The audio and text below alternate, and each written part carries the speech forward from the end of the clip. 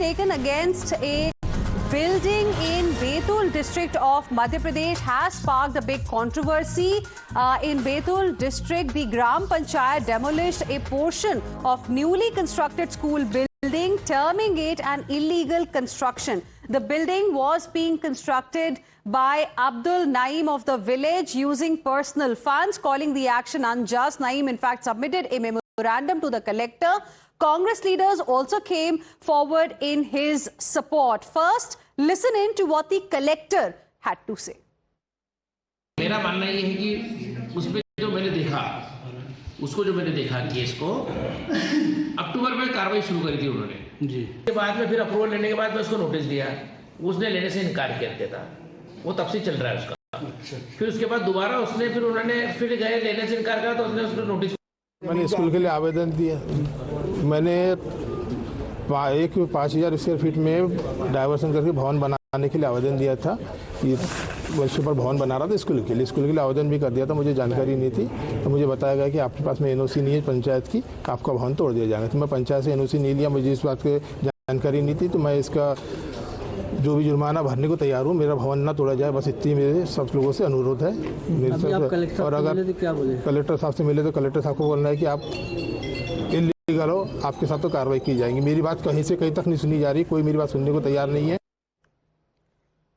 So there is of course a counter narrative here. You have the petitioner in this particular matter, the aggrieved party, basically saying that he constructed a school for children in the neighborhood on his own private premises. However, this was demolished by the local administration on the pretext that there was an illegal madrasa or being built there. Now, let's in fact listen into what the Congress has said, because they've seized they basically latched on to this particular development and said that this is nothing but vindictive behavior on the part of the administration in the state of Madhya Pradesh.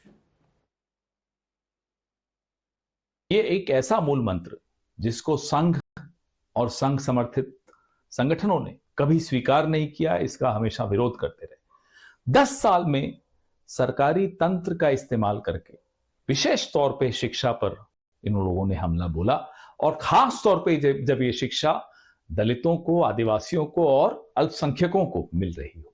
Jammu Kashmir में अभी आपने देखा कैसे एक medical college को बंद कर दिया गया क्योंकि मुसलमान बच्चे 44 के लगभग अपनी काबिलियत से नीट क्वालिफाई कर गए। ये इन्हें नागवार गुजरा, ये इन्हें बर्दाश्त नहीं हुआ। अभी 2 दिन पहले मध्य प्रदेश के बैतूल में अब्दुल नईम ने अपने गांव में, ढाबा नाम का गांव, वहां उसने अपने खर्चे से 20 लाख अपनी जेब से खर्च करके स्कूल खोला, और उस गांव की आबादी में सिर्फ 4 परिवार मुसलमानों के हैं, बाकी हजारों जो लोग हैं वो हिंदू हैं। उसने ये नहीं देखा, उसने स्कूल आदिवासियों के लिए खोला, उसने स्कूल दलितों के लिए खोला।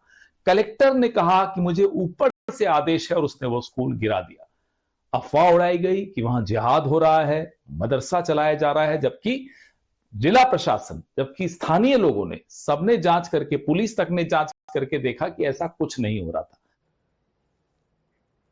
So that's of course the version of the Congress party. Let's get a word in from our colleague Makrand as well, who's been tracking these developments on the ground. Makrand, actual story यहाँ पर क्या है? क्या due process follow किया गया था जब school को परमिशन दिया गया? क्या परमिशन और एनओसीज दिए गए थे लोकल एडमिनिस्ट्रेशन द्वारा? और जो इस मामले में अग्रीव पार्टी है, जो वो दावा कर रहे हैं कि ये इलीगली मेरे स्कूल को डिमोलिश किया गया है, इसमें सच्चाई कितनी है? देखिए, अब्दुल नईम ने जो क्लेम किया है कि वो स्कूल बना रहे थे और इस अफवाह के बाद कि वो मदरसा बन रहा है उसे तोड़ दिया गया, वो खुद ही इस बात को एक्सेप्ट कर रहे हैं कि उन्होंने ग्राम पंचायत से परमिशन नहीं ली थी, उनको इस बात की जानकारी नहीं थी। जो प्रशासन का कहना है कि उनको नोटिस भी दिए गए थे, ग्राम पंचायत से एनओसी लेने के लिए कहा भी गया था, लेकिन उन्होंने एनओसी नहीं ली थी और इसी वजह से कार्रवाई की गई है।